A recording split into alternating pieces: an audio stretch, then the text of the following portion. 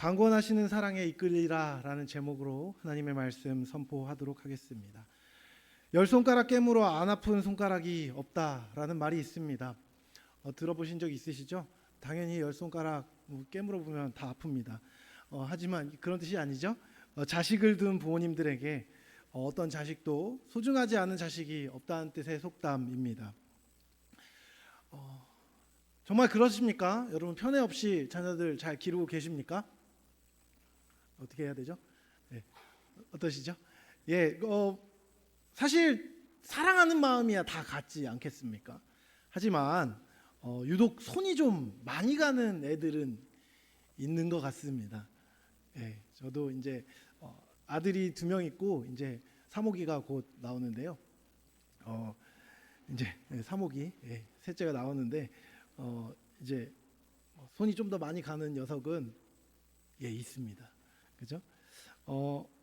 실제로 뭔가 더 허술하고 어눌하거나 더 말썽을 많이 피우는 애들한테는요 관심이 더 가죠. 관심이 안 가지 않습니다. 가만히 놔둬도 잘 클 것 같은 좀 이렇게 믿음직한 아이는 일단 당장 문제가 안 되니까 잠깐 밀어두고 조금 이렇게 문제를 일으키고 있거나 약한 아이를 챙기게 돼 있습니다. 지금 당장 뭐라도 챙겨주지 않으면 큰일 날 것 같은 불안감이 들기 때문이죠. 갑자기 이 얘기를 왜 했냐면요. 오늘 우리가 함께 읽은 본문이 고린도 후서인데 사도 바울에게 이 고린도 교회가 바로 그런 자식 같은 교회였기 때문입니다. 여러분 바울이 한 교회를 향해서 2통 이상 편지를 남긴 것은요 고린도 교회와 데살로니가 교회뿐입니다. 특히 고린도 전후서는 다른 어떤 서신들보다도 이 바울의 걱정과 근심이 많이 담겨 있는 서신입니다. 교회 전승에 따르면 사도 바울이 고린도 교회를 방문한 것만 3번입니다. 그리고 지금 성경으로 남겨져 있지 않은 전해지지 않은 편지를 2통이나 더 썼던 것으로 많은 사람들이 추정합니다. 그만큼 바울이 관심과 사랑을 기울였던 교회가 바로 이 고린도 교회였습니다. 그리고 이 관심은요 이 사람들이 유독 바울한테 잘해줬거나 유독 너무 마음에 들었기 때문이 아니라 오히려 굉장히 부족한 사람들이었고 연약한 사람들이었기 때문에 그들을 교정하기 위한 눈물 나는 노력으로 관심을 기울였던 것입니다. 고린도 교회에는 정말 많은 문제가 있었습니다. 사실 교회가 이제 분쟁이 많이 있었고요, 막 싸우기도 했습니다. 막 성적인 문란함도 말도 못하는 교회였습니다. 더군다나 공적인 예배의 질서까지도 무너져 있었죠. 더군다나 바울이 몇 번에 걸쳐서 소위 말해 잔소리를 하고 이야기를 해도 시체말로 더럽게 말 안 듣는 교회였던 것이죠. 바울이 이 교회를 개척한 것이죠. 그래서 배 아파서 낳은 아들과 같은 교회였지만 이 교회는 사고뭉치 아들이었습니다. 그래서 고린도 교회에 보낸 서신들은 주로 책망과 권면으로 되어 있죠. 고린도 후서는요 당연하게도 고린도 전서보다 뒤에 쓰여진 서신입니다. 바울이 고린도 교회와의 관계가 쌓일 대로 쌓인 뒤에, 그러니까 목회를 오래 하고 목양을 오래 하고 오랫동안 관심을 기울인 뒤에 쓰여진 서신이 바로 이 고린도 후서이지요. 그래서 고린도 후서는 그래도 고린도 전서에 비해서는 조금 더 말투가 누그러져 있습니다. 하지만 여전히 이 고린도 교회에는요 상세한 권면이 필요했습니다. 그래서 오늘 고린도 후서가 쓰여진 것입니다. 이 고린도 후서가 쓰여지기 전에 배경을 살짝 말씀드리면요, 고린도 후서를 쓰기 전에 이제 고린도 전서 이후에 중간에 이제 눈물의 서신이라는 서신이 하나 더 있습니다. 그 서신을 통해서 아마 고린도 교회를 혹독하게 정말 완전 혼냈던 것 같아요. 그리고 그렇게 혼낸 뒤에 이제 조금 이 고린도 교회 사람들이 정신을 차리고 좀 잘해봐야겠다 이런 마음을 가지고 열심히 사역하고 예수님을 믿는 일에 전력을 기울였던 것 같습니다. 그 소식을 들은 바울이 어땠을까요? 여러분 너무 확인해보고 싶지 않았을까요? 저라도 그랬을 것 같습니다. 지금 여기 뭐 청년들이 많이 앉아있지는 않지만 청년들이 제가 이제 목양한 청년들이 막 제가 만약에 이 교회에서 나갔는데 막 변화돼가지고 성령 충만해서 교회에서 열심히 사역하고 있다면 제가 뭐 말리 타국에 있어도 찾아와가지고 구경이라도 한번 해보고 싶을 것 같아요. 그런 심정으로 이제 이 사도 바울이 고린도 교회로 이제 방문하기로 약속을 한 겁니다. 내가 너희들이 그렇게 하고 있다니까 너무 격려가 된다. 내가 꼭 한번 가보겠다. 이렇게 방문하기로 편지를 써서 보냈다고 해요. 그런데 여러분 상황이 여의치 않았습니다. 그래서 계획이 변경되고 이제 고린도 교회에 못 갈 상황이 된 거예요. 물론 고린도 교회의 사람들은 바울이 오는 것을 기대했을 겁니다. 그런데 바울이 못 온다고 하자 고린도 교회에서 이상하게도 불만이 터져나오기 시작했습니다. 바울이 변덕스럽다고 비난하는 소리가 막 나오기 시작한 거예요. 거기다가 사도 바울의 개인에 대한 비난도 기다렸다는 듯이 터져나오기 시작합니다. 여러분 그 고린도 후서 바로 직전에 이제 사도 바울이 어려움을 당합니다. 복음을 전하고 전도 여행을 하던 중에 어려움을 겪게 됩니다. 그리고 그 어려움이 고린도 교회에 가지 못한 직접적인 원인이 되었습니다. 여러분 그렇게 어려운 일을 당해서 교회에 방문하지 못하는 사람을 향하여서 여러분 정상적인 성도라면 어떤 마음을 품어야 할까요? 안타깝다.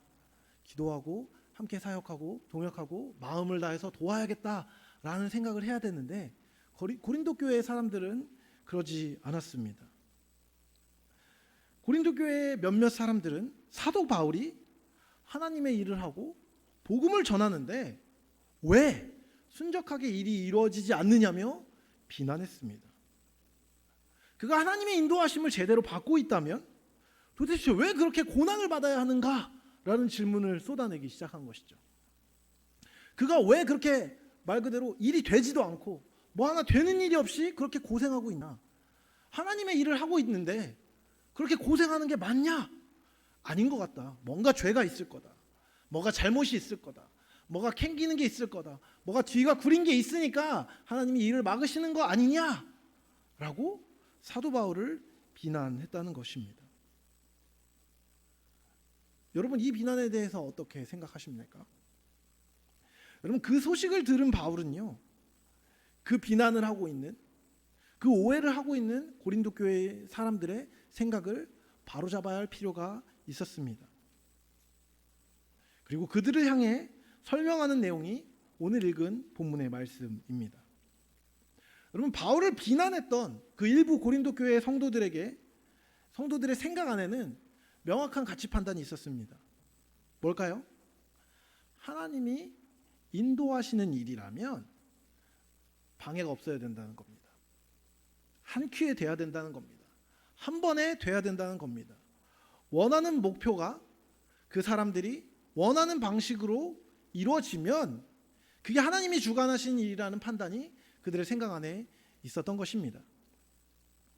여러분 이 사람들에게는 어떤 사역이 시작되게 된 동기 그리고 그 안에 있는 하나님의 뜻보다는 결과가 중요했습니다. 그들 말의 표면에는 분명 하나님이 있었습니다. 야 하나님이 해주시는데 어떻게 방해가 있겠니? 하나님이 해주시는데 어떻게 어려움이 있겠니? 아니야 무조건 잘 돼야 돼. 하나님의 이름이 그들의 판단 안에 붙어 있었습니다. 하지만 그 말의 이면에는 어떻습니까? 누구의 기준입니까? 누구의 뜻입니까? 하나님의 뜻이 아니라 자신들의 기준만 있었습니다. 그들에게는 눈에 보이는 과업이 이루어지는 것이 중요했습니다. 그리고 그것이 효율적이지 않고 순탄하지 않고 당장 결과가 스스로 그리던 그림과 다르면 잘못된 것이라고 여겼습니다. 그랬기 때문에 그들은 바울을 비난할 수 있었던 것이죠. 여러분 근데요 이것을 사실 생각해 보면 이것은 굉장한 아이러니라고 이야기할 수 있습니다. 여러분 고린도 교회의 사람들이 복음을 받아들일 수 있었던 이유는 무엇일까요? 제가 지금 아주 자연스럽게 고린도 교회라고 얘기하니까 어색하지 않을지 모르겠는데요. 여러분 고린도는요 그리스 지역에 있는 도시입니다. 이스라엘과 멀리 떨어져 있었습니다. 지금도 비행기를 타고 몇 시간을 가야 하는데 그 당시는 배를 타고 몇십 시간을 가야지만 도달할 수 있는 이방의 땅이었습니다. 물론 그 당시 그리스어가 공용어로 언어가 통할 수 있는 환경이 있기는 했지만, 여러분, 이스라엘에서 쓰이는 언어와 그리스에서 쓰이는 언어는 다른 언어였습니다. 외국이었죠. 우리의 지정학적 위치로 따지면 지금 우리가 중국의 한 산동 정도에 있는 거리라고 생각하시면 좋을 것 같습니다. 바울이라는 이 목회자가, 선교사가 고린도라는 도시로 갔습니다. 그리고 그곳에서 언어의 차이에도 불구하고, 문화의 차이에도 불구하고, 누구도 도와주지 않음에도 불구하고 그곳에 복음을 전했습니다. 여러분, 그 고린도라는 도시가 어땠다고 이야기했죠? 음란한 도시였고 여러 가지 최신의 철학 사상이 발달한 도시였고 상업 도시였습니다. 너무나 다른 사상이 많았고 너무나 다른 문화 가운데 있었습니다. 거의 다 이방인이었습니다. 여러분, 그곳에 사도 바울이 가서 복음을 전했다는 것은 어떤 의미입니까? 편한 곳이 아니라는 것입니다. 쉬운 곳이 아니라는 것입니다. 아니요, 효율적이지 않은 정도가 아니라 바보 같은 짓이라는 것입니다. 생각해 보십시오. 사도 바울은 유대인입니다. 누구에게 말하는 것이 편하겠습니까? 여러분, 저는 한국 사람입니다. 한국말을 잘합니다. 얼마나 다행이죠? 네, 여러분, 저는 영어를 잘 못합니다. 그런데 여러분, 미국에 가서 생활을 하려면 너무나 좋을까요? 아니요, 너무 싫습니다. 정말 불편합니다. 슈퍼에 가서 말 한마디를 하려고 해도 여러분, 생각을 하면서 말해야 됩니다. 그냥 집 떠나면 고생이지 집에 있는 게 좋습니다.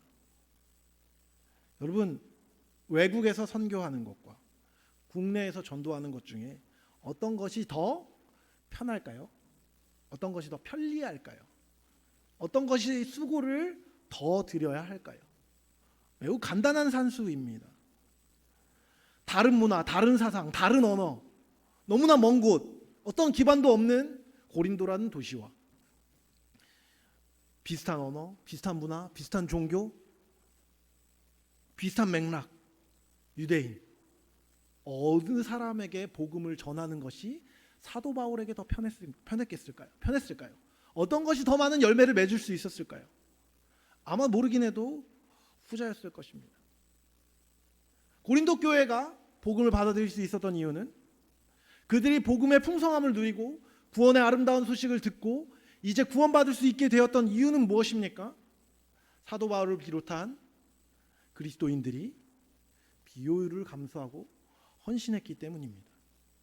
그들의 풍성함은 누군가의 헌신의 결과였고 그들의 풍성함은 누군가의 빈궁함의 결과였습니다. 고린도 교회의 사람들은 그것을 알지 못했습니다. 자신들에게 주어진 복음이 효율이 아니라 부르심으로 말미암은 것임을 그들은 몰랐습니다. 그들의 눈은 땅을 향해 있었을 뿐만 아니라 가리워져 있었던 것이지요. 한편 여러분, 바울은 어떻습니까? 바울의 관점은 오늘 본문에 드러납니다. 바울은 자신을 대적했던 고린도 교회의 어리석은 사람들과 완전히 다른 관점을 가지고 있었습니다. 그는 사람들의 평가에도 좌지우지되지 않았습니다. 그리고 지금 자기가 하고 있는 일이 얼마나 효율적으로 어려움 없이 진행되고 있는지에 따라서 일을 계속해야 될지 안 해야 될지를 결정하지도 않았습니다. 바울의 기준은 딱 한 가지였습니다. 바로 하나님의 뜻이었던 것이죠. 우리가 자주 하는 찬양처럼 주님이 말씀하시면 나아가고 주님의 뜻이 아니면 멈춰서는 것, 딱 그 원칙 하나를 가지고 사도 바울은 계속해서 사역했습니다. 당면한 그 일이 지금 내 힘으로 감당할 수 있느냐 없느냐는 고려의 대상이 아니었습니다. 여러분, 이것은 너무나 바보 같은 일입니다. 그렇지 않습니까? 바울은 하나님이 아닙니다. 예수님이 아닙니다. 인간이었습니다. 더군다나 그는 건강하지도 않았습니다.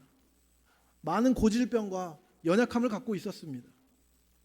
그런데도 불구하고 그는 수많은 고난과 자신을 향한 부당한 비난을, 오해를 감수하며 그 일들을 감당했습니다. 왜 그랬을까요? 그 비결은 무엇이었을까요? 바로 그가 갖고 있었던 관점에 있었습니다. 그가 하늘의 관점을 가진 사람이었기 때문에 그는 그 일을 계속해 나갈 수 있었습니다. 오늘 읽은 본문에서 우리는 사도 바울이 영혼의 관점을 가지고 살았던 사람임을 명확하게 알 수 있습니다.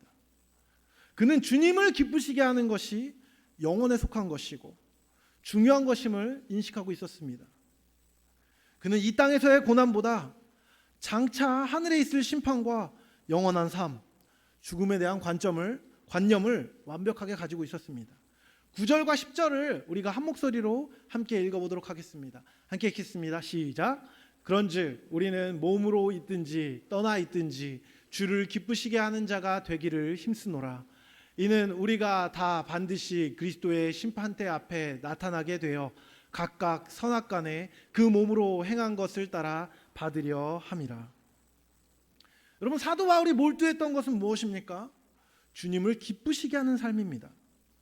여러분, 기쁘시게 하다라는 이 말의 원뜻은요, 받아들여질 만하다라는 뜻입니다. 뭐라고요? 받아들여질 만하다라는 뜻입니다. 여러분, 사람들이 그를 어떻게 받아들이느냐는요, 그게 중요한 일이 아니었습니다. 하나님이, 예수님이 그를 받아주실 것이냐 아니냐가 그에게는 가장 중요했던 것입니다. 여러분, 마지막 날에 우리 모두는 심판자이신 예수 그리스도 앞에 서게 될 것입니다. 우리 주님께서 그 심판대 앞에서 사람을 판단하는 기준은요, 선악간입니다. 그것이 효율적인지, 얼마나 놀라운 결과를 도출했는지로 주님은 우리를 심판하지 않으십니다. 바울이 기쁘시게 해야 하는 대상은 누구입니까? 현재 육신의 눈으로 그가 얼마나 효과적으로 사역하고 있는지를 판단하는 사람들입니까? 아닙니다. 그가 기쁘시게 해야 되는 대상, 그가 받아들여져야 하는 대상은요, 그의 주인이시고 심판대 앞에서 자기를 판단하실 예수 그리스도 한 분이셨던 것입니다. 여러분, 이 땅의 사람들은요, 그의 육신을 괴롭게 할 수 있었습니다. 하지만 사도 바울은 영혼을 사는 사람이었습니다. 그래서 그는 눈에 보이는 세계뿐만 아니라 장차 있을 영혼과 눈에 보이지 않는 세계에 대한 비밀을 확실히 깨달았습니다. 그랬기에 그는 지금 당장 육신의 고통이 심할지라도, 지금 당장 겪게 되는 스트레스가 심하더라도, 지금 당장 겪게 되는 관계 안에서의 어려움이 극심하여서 괴로워 죽을 지경이라고 하더라도 사람들의 뜻에 굴복할 수 없었습니다. 왜 그렇습니까? 지금의 고통은 지나가는 것이지만 주님 앞에 서서 주님이 판단하시는 그것은 영원히 걸린 일이었기 때문입니다. 영원한 구원, 영원한 벌, 그 사이에 무엇을 선택하는 것이 더 현명한 것입니까? 바울은 그것을 알고 있었습니다. 11절의 말처럼 그는 주의 두려우심을 알았습니다. 그래서 사람들의 눈이나 육신의 기준으로 판단받는 것보다 하나님 앞에 떳떳한 것이 중요했습니다. 하나님 앞에 부끄럽지 않은 것이 중요했습니다. 그리고 그 하나님을, 예수 그리스도를 기쁘시게 하는 일에만 온 마음과 정성을 들였던 것입니다. 여러분, 아주 냉정하게 이야기하면 바울에게 있어서 고린도 교회 사람들에게 권면의 말을 하는 것은요, 바보 같은 일이었습니다. 왜요? 그들은 패역했기 때문입니다. 말을 듣지 않았습니다. 다른 사람들에게 한 번만 권하면 들을 만한 것을 그들은 두세 번을 이야기해도 듣지 않았고 계속해서 문제를 일으켰습니다. 자신의 목자였던 바울을 비방하고 음해하는 것도 서슴지 않았죠. 여러분, 저였으면 그냥 계속 빌립보 교회에다가 편지를 썼을 것 같습니다. 빌립보서 기쁨의 서신 아닙니까? 그래서 잘하고 있다고, 연보도 잘 보내고 있다는 칭찬도 있고요. 빌립보 교회 말 잘 듣는 교회였습니다. 저라면 말 잘 듣는 사람들에게 달려갔을 것 같습니다. 그런데요, 사도 바울은 그들을 포기하지 않았습니다. 고린도 교회 사람들을 놓지 않았습니다. 그것은 물론 한편으로는 하나님이 두려운 분이셨기 때문입니다. 하나님의 심판대 앞에 네가 사명을 어떻게 감당했니? 라고 물으셨을 때 선하게 맞게 행했는지를 물으시는 하나님을 그가 알고 하나님을 경외했기 때문이었습니다. 하지만 다른 한편으로는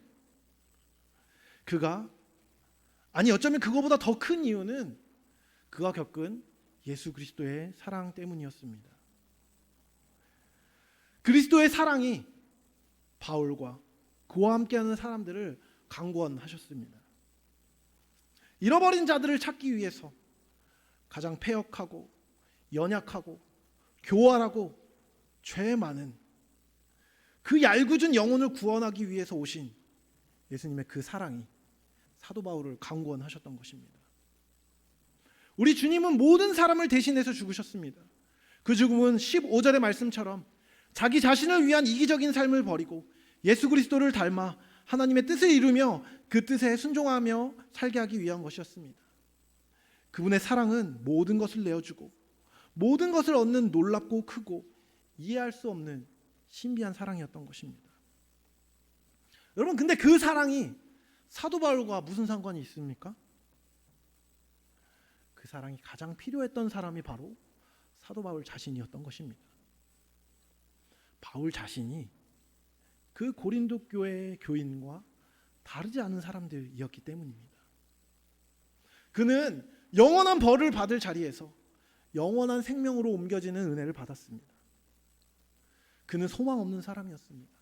죄로 가득한 사람이었습니다. 자신의 표현대로 죄인 중에 괴수였습니다. 그런 그를 구원하신 것이 주님의 은혜였습니다.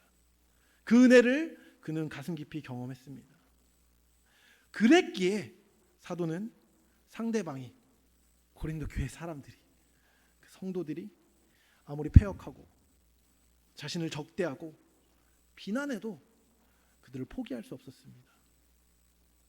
지금 보기에 소망 없어 보이고 그를 적대하는 것 같아 보이고 차라리 그냥 죽어버렸으면 좋겠을 만큼 얄밉고 싫어 보이는 그 사람이라고 하더라도 자기를 덮으셨던 하나님의 사랑과 긍휼이 머물러야 하는 곳이 바로 그 사람일 수 있기 때문에 사도 바울은 포기할 수 없었습니다.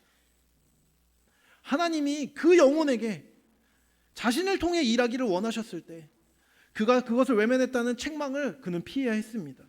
거기다 더 나아가 그 사랑의 은혜를 저버릴 수 없다는 그 마음 때문에 사도 바울은 그 강권하시는 사랑을 쫓아서 계속해서 사역할 수밖에 없었던 것이죠. 이 강권하시도다라고 번역된 헬라어는요, 강력하게 양손으로 움켜진다라는 의미입니다. 하나님의 사랑의 손이 그를 움켜쥐고 빠져나갈 수 없는 그 자리에, 도저히 부정할 수 없는 그 사명의 자리에 세웠다는 것입니다.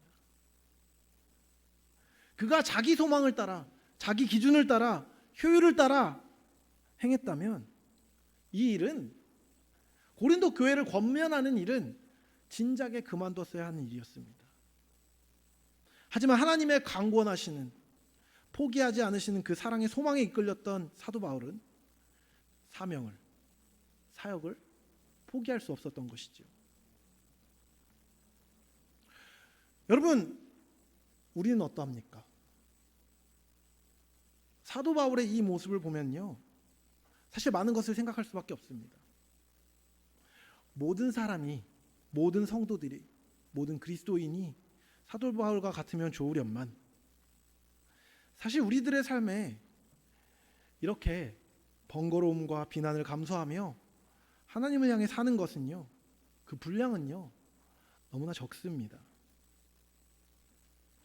그 번거로움을 감수하는 삶이 우리에게 너무나 힘든 이유는 무엇일까요? 간단합니다. 우리가 강권하시는 그리스도의 사랑으로부터 멀어졌기 때문입니다. 여러분, 우리는 모두 그리스도인입니다. 그리고 여러분이 성도라면 우리가 신자가 성도가 될 수 있었던 이유는 다름 아닌 그리스도의 사랑을 체험했기 때문입니다. 여러분, 처음 예수님을 삶의 주인으로 영접하고 거듭남을 체험했던 그때를 생각해 보십시오.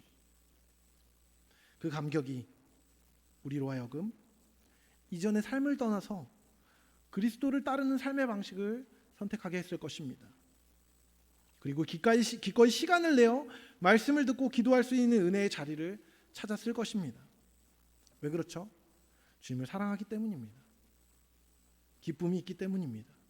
그것이 우리를 그 자리로 인도하기 때문입니다. 그것은 어떤 면에서 강권입니다.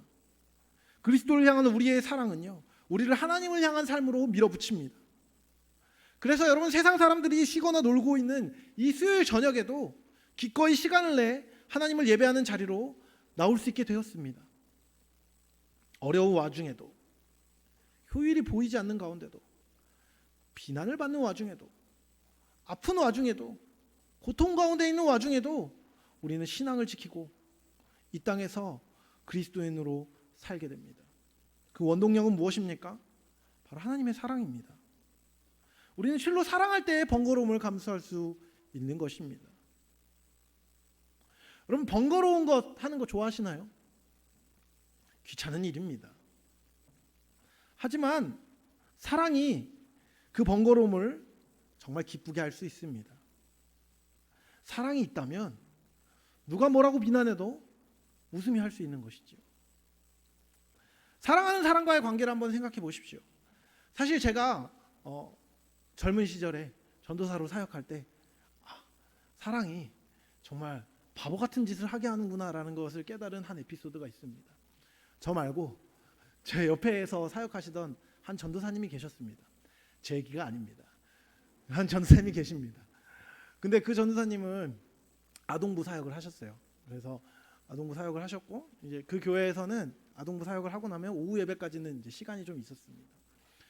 저는 청년부 사역을 하느라고 이제 오후에 사역을 하고 있었습니다. 정말 제 얘기가 아닙니다.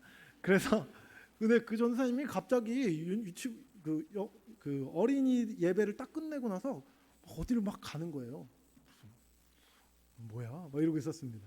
근데 제가 청년부 예배를 딱 마치고 내려왔더니 막 땀을 뻘뻘 흘리면서 뭘 이렇게 사갖고 온 거예요. 뭐였는지 아세요? 그게 뭐였냐면, 여러분 아실랑가 모르겠는데 그 당시에 벌써 10여 년 전이네요. 그 당시에 그 아주 유명한 아이돌 남자 가수의 포스터였습니다. 뭐야? 왜? 이러고 있었는데 그때 막 교제하기 시작한 자매가 아주 좋아하는 보이그룹이었던 거예요. 그리고 그것을 명동에 있는 어느 팝업 스토어에서 몇 시에서 몇 시 사이에 갈 때만 주는 한정판 포스터였습니다. 제가 사역하는 곳은 서초동이었어요. 그런데 11시 예배가 끝나고 2시까지 와야 되는데 미친 듯이 달려가서 지하철을 타고 막 가가지고, 돈이 별로 없으니까 뭐 택시 타고 다니고 이런 거 아니에요. 파트 전도사잖아요. 막 가가지고 딱 사갖고 와가지고 땀을 뻘뻘 흘리면서 상자에다 꼭 이렇게 숨겨놨는데, 제가 뭐예요? 이러면서 봤는데 포스터인 거예요. 너무 놀랐습니다. 뭐 하는 짓인가? 라는 생각을 하게 되었지요. 여차저차해서 사정을 알게 됐습니다. 제 여자친구가 좋아해가지고 씩 웃으면서, 땀을 뻘뻘 흘리면서 씩 웃으면서 너무나 좋아하는 거예요. 제가 속으로 생각했습니다. 미쳤구나. 저는 안 하는 짓입니다. 뭐하러 그런 걸 하겠습니까? 굳이 지하철을 타고 1시간 넘게 가서 1시간 동안 기다리고 다시 1시간 동안 와야 되는 그 바보 짓을, 그 번거로운 짓을 하는 겁니다. 내가 좋아하지도 않는 그 남자 아이돌, 그것도 여러분 주일입니다. 전도사님들은 보통 무슨 옷을 입고 있죠? 정장을 입고 있습니다. 넥타이 매고 정장 입고 구두 신고, 6월달이었던 걸로 기억해요. 더운데 여자들이 다 줄 서 있는데 정장 입은 남자가 혼자 거기 줄 서 있는 겁니다. 왜요? 사랑하니까. 그죠? 다른 사람이 이해하냐 못하냐는 중요한 게 아닙니다. 사랑하면 번거로움을 감수하는 겁니다.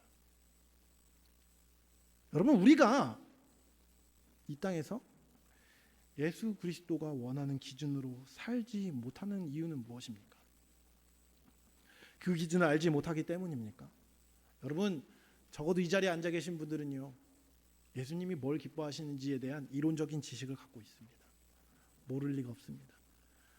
하나님을 사랑하고 이웃을 사랑하고 십자가를 지고 믿음과 거룩한 삶을 살아내는 것입니다. 그 기준을 알지 못하는 사람은 없습니다. 다만 그 기준을 주시고 그렇게 살기 원하시는 하나님을 아직 전심으로 사랑하지 않기 때문입니다. 이것은 우리가 참다운 그리스도인다는 삶을 회복하는 유일한 방법은 노력이 아니라는 것을 알게 해줍니다. 애씀이 아니라는 것을 알게 해줍니다. 하나님을 사랑하는 것뿐이라는 것을 가르쳐주는 것입니다. 그렇다면 우리 삶의 하나님을 향한 사랑은 어떻게 회복되어야 합니까?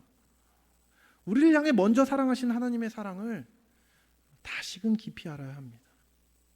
그 하나님의 사랑을 깊이 알기 위해서는 어떻게 해야 됩니까? 하나님께서 우리를 위해 보내신 예수 그리스도, 그리고 그분의 사랑의 가치를 다시 한번 깊이 알아야 합니다. 모든 사람을 위하여, 나를 위하여 죽으신 그 사랑, 그 사랑의 영광스러움과 아름다움을 알고 그것을 위하여 치르신 대가를 알고 그것의 가치를 알고 그것이 나 때문임을 알고 경험하는 것, 그것만이 우리의 하나님을 향한 사랑을 다시금 불타오르게 하는 것입니다. 그 사랑을 우리가 품을 때 우리를 강권하시는 그 사랑으로 말미암아 번거로운 일을 감수할 수 있게 되는 것입니다. 그리고 그 번거로운 일을 하는 주님을 사랑하는 사랑의 사람들이 모인 곳에 하나님의 법이 이루어지고 하나님의 은혜가 임하는 것입니다. 우리를 향한 그리스도의 사랑은 목적이 있습니다. 우리 15절을 다시 한번 함께 읽겠습니다. 15절 함께 읽겠습니다. 시작. 그가 모든 사람을 대신하여 죽으심은 살아있는 자들로 하여금 다시는 그들 자신을 위하여 살지 않고 오직 그들을 대신하여 죽었다가 다시 살아나신 이를 위하여 살게 하려 함이라. 아멘. 그리스도의 사랑은 우리를 회복시키시고 우리를 회복시키셔서 우리를 통해 그 사랑을 다른 이들에게 나타내 보이기 위한 것입니다. 그렇기에 우리가 그 사랑의 이유와 가치를 다시 한번 생각하고 그 사랑에 항복하고 우리를 내어드리면 하나님은 우리 안에 당신의 사랑을 회복시키실 것입니다. 그리고 그 사랑이 우리 안에 가득 차고 넘칠 때 우리 안에 사랑으로 서로 삶을 내어주는 헌신이 가능해지는 것입니다. 말씀을 마무리합니다. 여러분, 그리스도인의 삶은 밖을 향한 것입니다. 여러분, 우리 교회 안에 혹시 예전과 같은 헌신이 없는 것처럼 느껴지십니까? 예전과 같은 열심과 부흥으로 섬기는 사람들이 없는 것처럼 느껴지십니까? 그것은요, 옆에 있는 누군가가 그렇지 않기 때문이 아닙니다. 우리 안에 사랑이 없고 안타까운 마음이 없고 그 사랑으로 섬기는 자리에 가고자 하는 그 마음이 없기 때문입니다. 여러분, 우리가 사역하는 환경, 또 우리가 향해야 하는 그 세상은요, 우리를 환영하고 도와주지 않을 것입니다. 사랑하기 좋은 환경, 사랑할 만한 사람, 예쁜 사람, 말 잘 듣는 사람, 그 사람은 이미 여러분 곁에 없을 겁니다. 우리는 계속해서 거절당할 겁니다. 너무 절망되십니까? 구역장 여러분, 교구장님들, 리더분들 격려드립니다. 여러분 앞으로 아마 꽤 많이 계속해서 지속적으로 거절당하실 겁니다. 여러분의 전화와 문자는 답이 별로 없을 겁니다. 그래도 여러분 그 사람들을 향하여서 손을 내미시라고 주님이 여러분을 사랑하셨습니다. 여전히 우리는 그 사람들을 향하여서, 그 세상을 향하여서 나아가야 합니다. 우리는 보이는 세상에 살도록, 그리고 그 세상을 정복하도록 부르심을 받은 사람들이기 때문입니다. 하지만 여러분 그 사명을 감당하는 방식은 세상의 그것과는 달라야 합니다. 세상이 움켜쥐려고 할 때 우리는 내어주어야 하고, 세상이 복수를 다짐할 때 우리는 용서해야 하고, 세상이 분을 낼 때 우리는 인내합니다. 그것이 번거로움을 감수하는 성도의 마땅한 사명입니다. 하지만 그것은 우리의 힘으로 할 수 없습니다. 우리의 힘으로 하려고 해서도 안 됩니다. 오직 이 땅에서 그 험악한 세상을 이김을 주시는 것은 하늘로부터 오는 신령한 하나님의 은혜입니다. 그 은혜는 우리의 삶을 예수 그리스도의 사랑에 내어드릴 때만 가능합니다. 그리스도의 사랑에 삶을 내어드리십시오. 그 사랑이 우리를 강권하셔서 세상을 이길 힘을 주시는 경험을 통해 참 승리의 계가를 삶 가운데 경험하시는 저와 여러분 되시길 사랑하는 주님의 이름으로 축복합니다. 우리 이 시간 함께 잠시 기도하기 원합니다. 우리 이 시간 잠깐 같이 기도할 때는요, 그렇게 기도하면 좋겠습니다. 하나님, 우리 안에 그 사랑으로 살아야 할진데 그 사랑을 품을 힘이 우리에게 없습니다. 그 사랑이 우리 안에 없습니다. 주님, 주 그리스도의 강건하시는 사랑에 이끌리어 두렵고 우리를 밀어내는 세상이지만 그 세상에서도 믿음을 가지고 그리스도를 따르는 삶을 계속해서 살 수 있도록 해달라고 주의 은혜를 구하면서 한 1분 정도 잠시 기도하도록 하겠습니다. 기도할까요?